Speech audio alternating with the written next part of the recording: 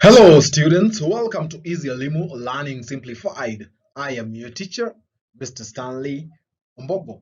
So, dear students, welcome again. And in this episode, I'd like to take you through intonation.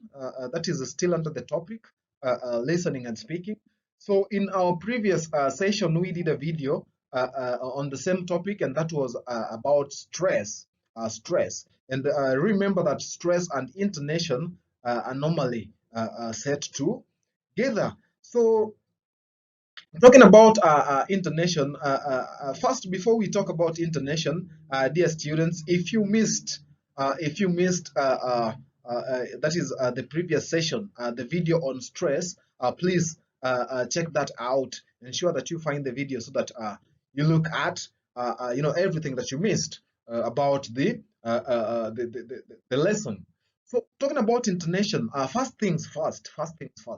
What is intonation, or what do we mean by intonation in English language?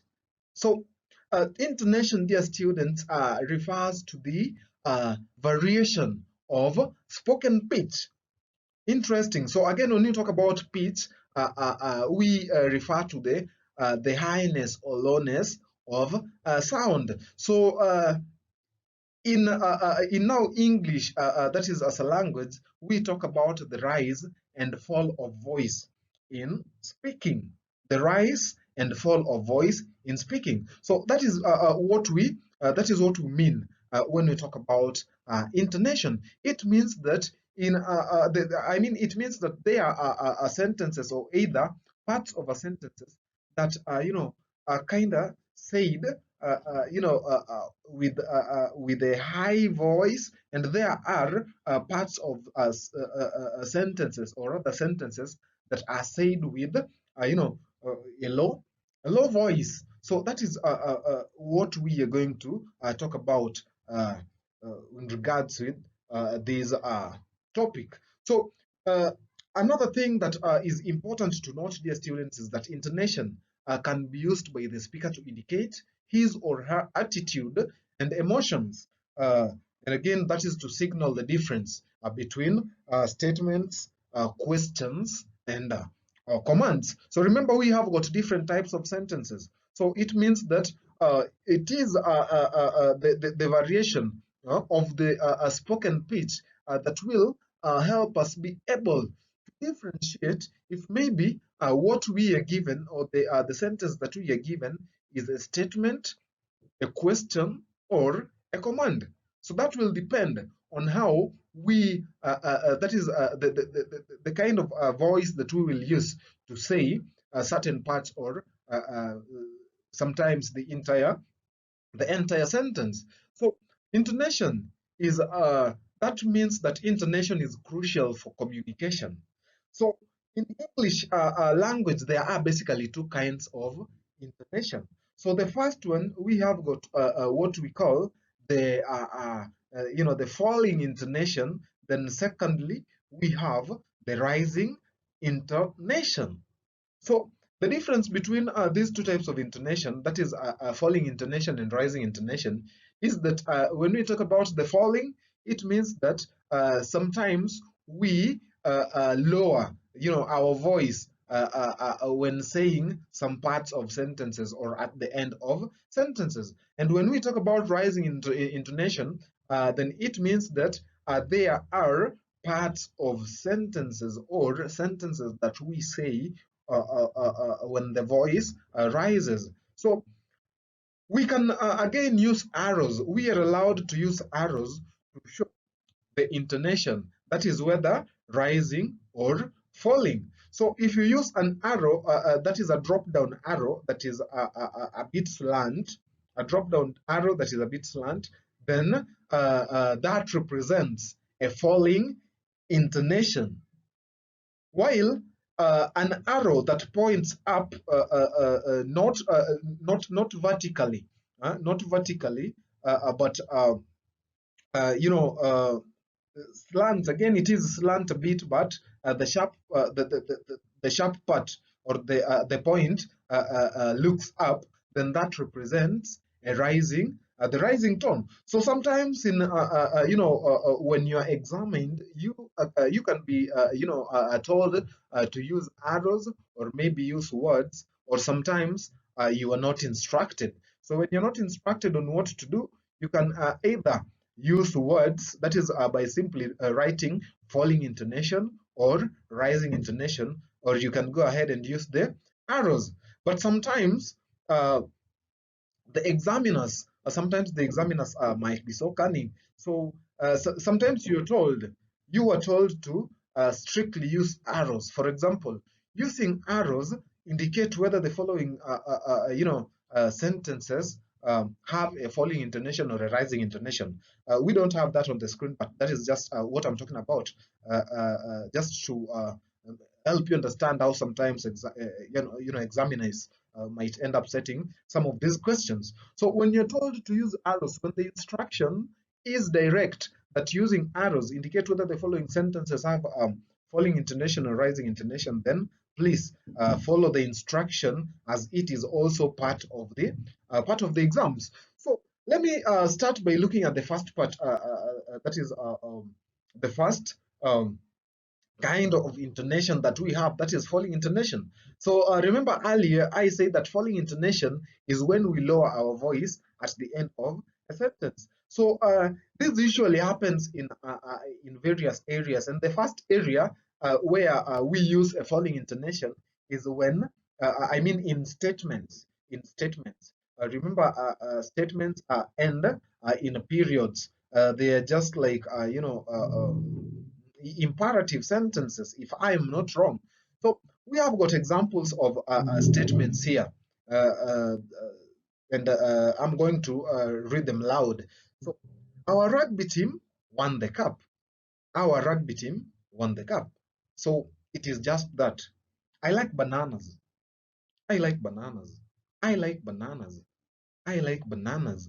Uh-huh. Another example of a statement is, it is nice working with you. It is nice working with you. It is nice working with you. It was nice doing business with you. It was nice doing business with you. She traveled to Eldoret. She traveled to Eldoret. She traveled to Eldoret. So again, falling intonation can be used in WH questions. So when you talk about WH questions, these are questions that have got these words that start with the letters W and H. For example, we have what, where, who. So how is also categorized under WH question. That is the word how. It is also under the WH question, but it is not starting with the words W. It is not starting with the letters W and H. It is starting with the letters H and O. But we have got the H and the W in the word, in the entire word. So examples in sentences, that is sentences that are having the WH questions. We have got the first one.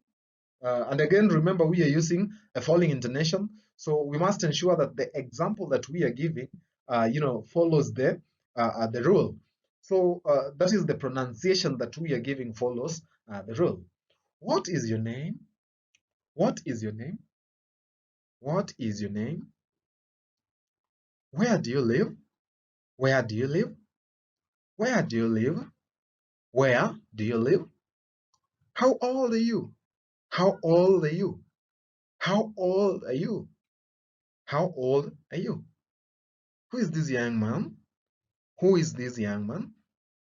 Who is this young man? Who is this young man? Yeah, so those are examples of the WH questions. If you look at the first sentence, we have got what, that is the W and H that we have in the first part, that is the initials.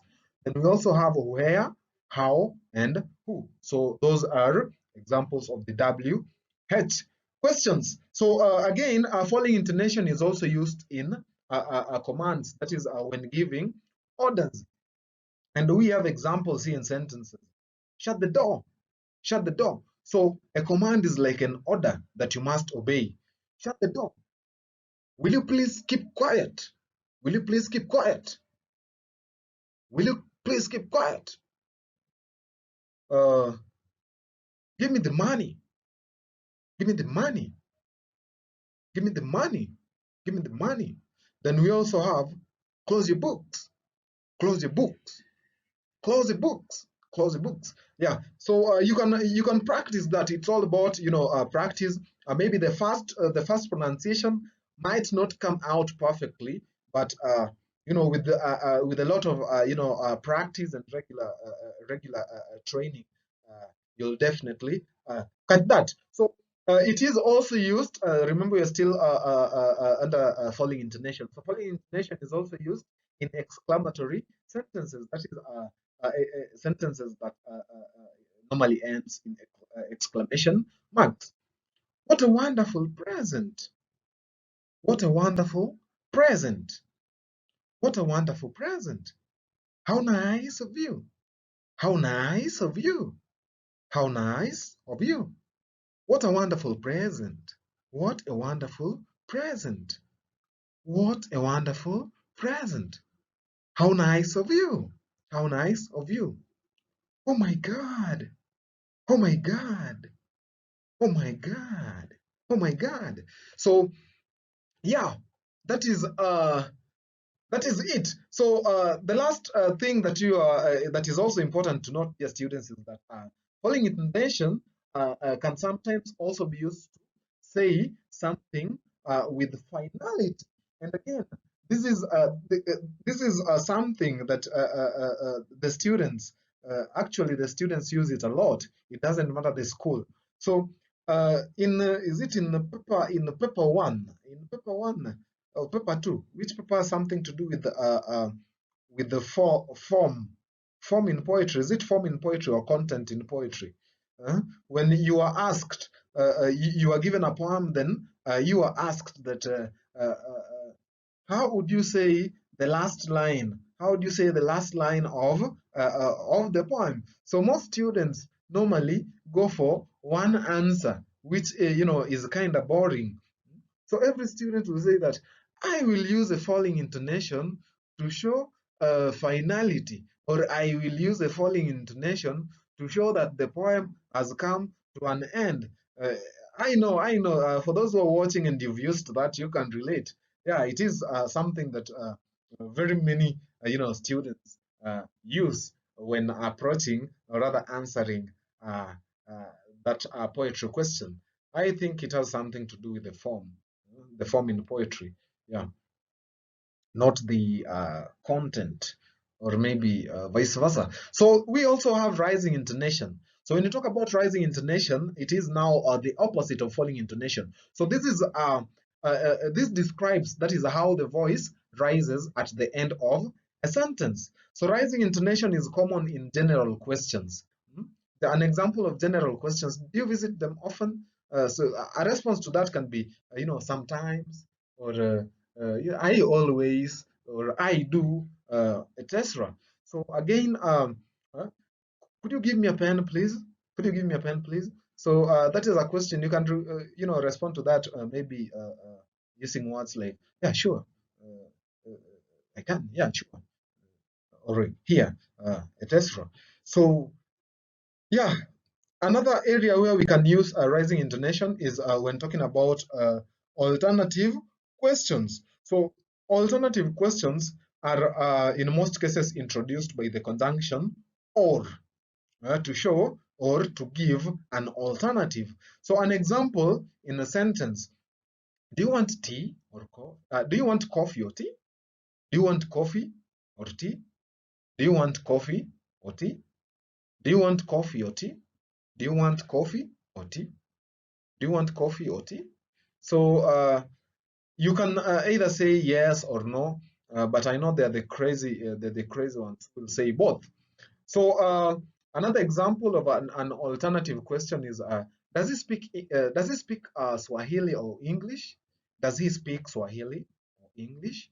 Does he speak Swahili or English? Then another area where we can also use rising intonation is before tag questions. When we have before tag questions, that is these are normally questions that have got two parts, where the first part is ends in a comma, and that is now the part that we refer to the before tag question. Then at the last part we have we now have the tag itself, the question tag that is provided. So when we break the sentence into two parts and focus on the first part, that is a before tag question, it means that before tag question is also said with uh, rising intonation or what comes thereafter. So this is a beautiful place, isn't it? This is a beautiful place, isn't it? This is a beautiful place, isn't it? This is a beautiful place, isn't it? She knows him, doesn't she? She knows him, doesn't she? She knows him, doesn't she? Then another area where we can also use the rising intonation is when talking about enumerating statements. This occurs mostly when we are listing items or when we are mentioning things that are in a series. So, we have got example 1, 2, 3, 4. Then the last part 5. The last part normally, we normally lower our voice as we say the last part. Again, we have got the second example. She bought bread, cheese, oranges, and apples. She bought bread, cheese, oranges, and apples. She bought bread, cheese, oranges, and apples. Then again, the last part where we also use the rising intonation is in questions that require a yes or no answer. So it means that in these questions, the kind of answer that you are expected to give is either a yes or a no. So the examples in sentences that we have is, are you thirsty? Yes, I am. No, I ain't. Yes, I am. No, I ain't. Do you want water? Yes, I do. No, I don't. Do you want water? Yes, I do. No, I don't. So another thing that is also important to note, dear students, is that that is rising intonations can also be used when making requests or expressing excitement. So normally, if we talk about requests in sentences, then we look at the use of polite words or the polite phrases. So examples of such words are here. Please excuse me. Please excuse me. I am so happy. I am so happy. So there is also this other part that so the the most common types of intonation that are set in our papers are that is the falling intonation and the rising intonation. But of course, you will come across some materials that talks about fall rise intonation. So when you come across fall rise intonation, this describe how maybe the voice falls and then rises in the same sentence. So this basically means that there are sentences that have got parts that false when you are pronouncing it for the first time. Then again, the part that also rises. So it is commonly used at the end of statements. And again, when you want to say that we are not sure or when we may have more to add. So, for example, I don't support any politician now, but I may change my mind in future. I don't support any politician now, but I may change my mind in future. Yeah. So there is also another formula here that you can use to master the falling and rising intonation. So for the falling intonation, we have got that is a screw. So screw, the first bit is a statement, the second part is commands, then we have requests with the polite phrases, then there is exclamatory sentences, then lastly the WH questions. Now that is for falling intonation. For the rising intonation, we have yiba. So the first one, Y is for yes or no questions, then E for enumerating, then we have B for before tag questions, and A for alternative questions. So dear students, it has been a very interactive session, and thank you for watching till the end. Remember to always keep it easy, Limu. Until next time, once again, I'm your teacher, Mr. Stanley Omboko. Bye.